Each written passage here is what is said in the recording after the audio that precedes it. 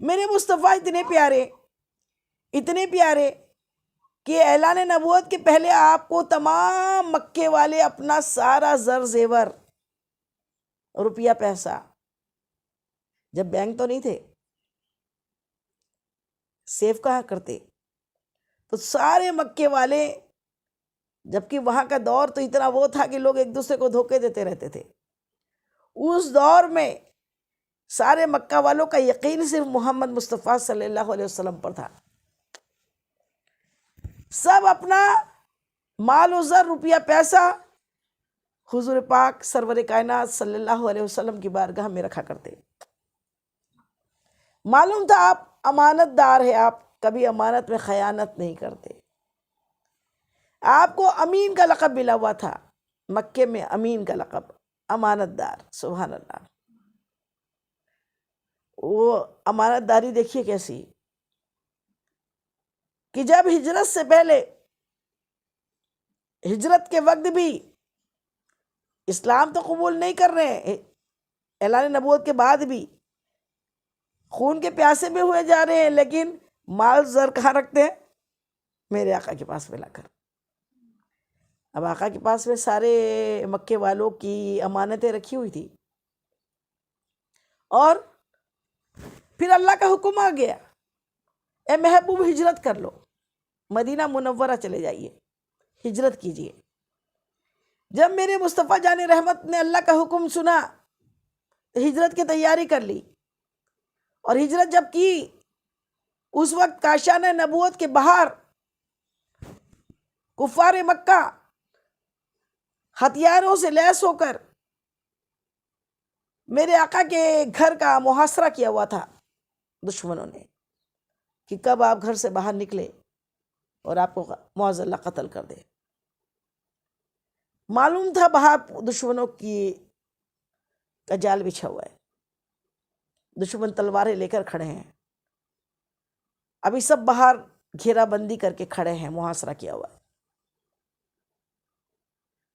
حضرت علی کرم اللہ وجہ آپ کے پاس ہے، حضرت ابو بکر صدیق رضی اللہ تعالیٰ عنہ ہجرت کی رات آپ کے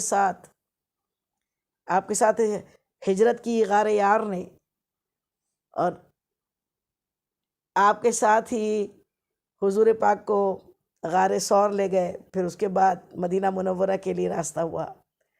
لیکن جب آپ باہر نکلے تو اللہ کا حکم آیا کہ آپ دیکھو باہر تو سب دشمن کھڑے ہیں۔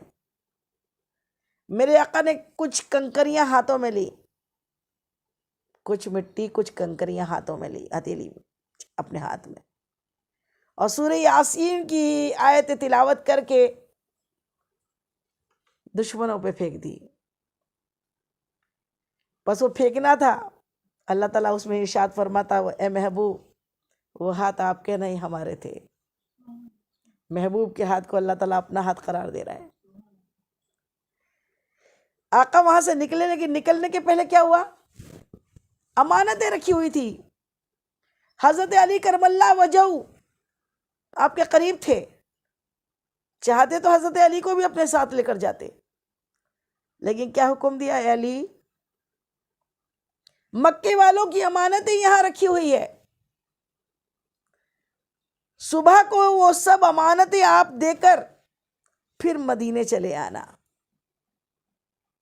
اور پھر نشاندہی کی، یہ فلاں کی امانت ہے، یہ فلاں کی، یہ فلاں کی، یہ فلاں کی، یہ فلاں کی، اور سب کی امانتوں کو نشاندہی کر کے بتا دیا، یہ اس کی امانتیں ہیں۔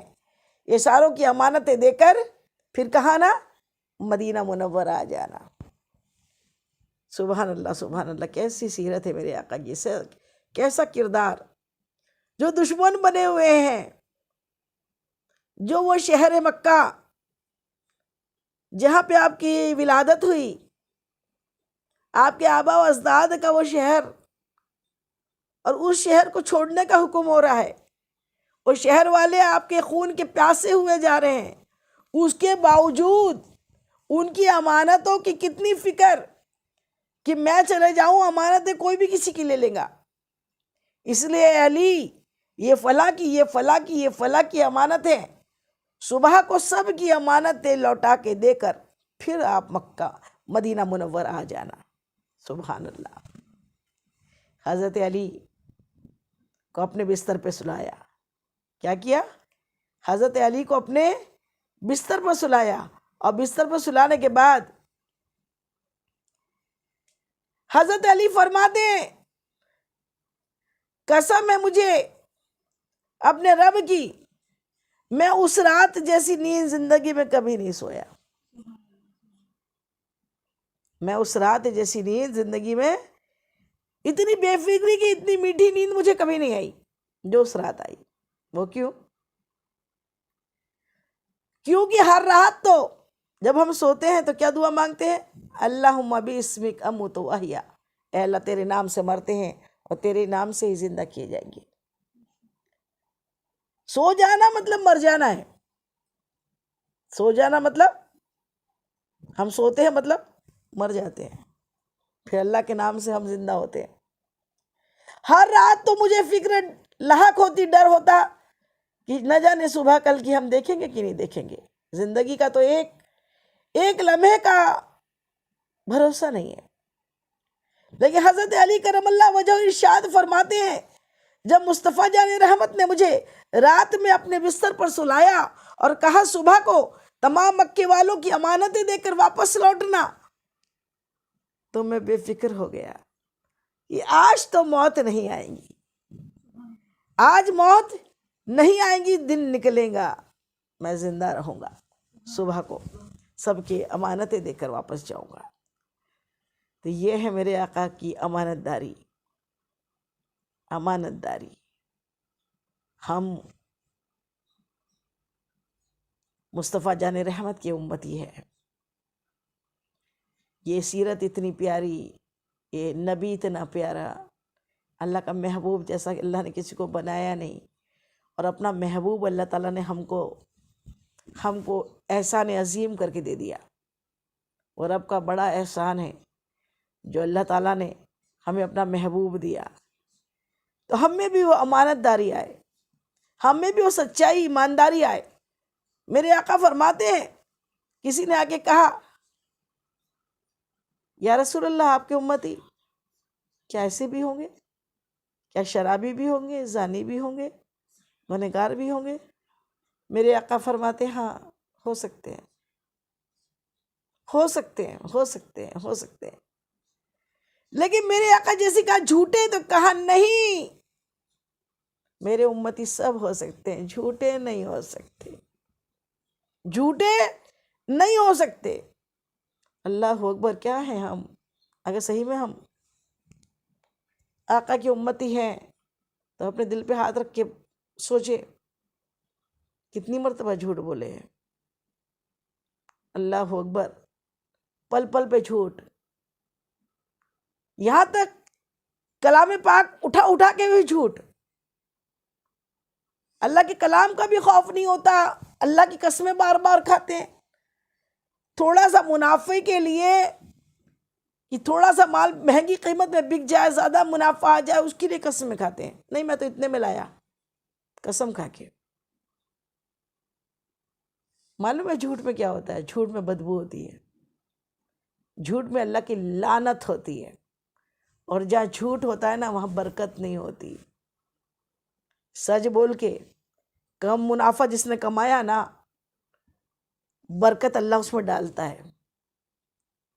اور برکت ہوتی ہے. جو لوگ نہیں سمجھتے نا برکت کے کانسیپٹ کو،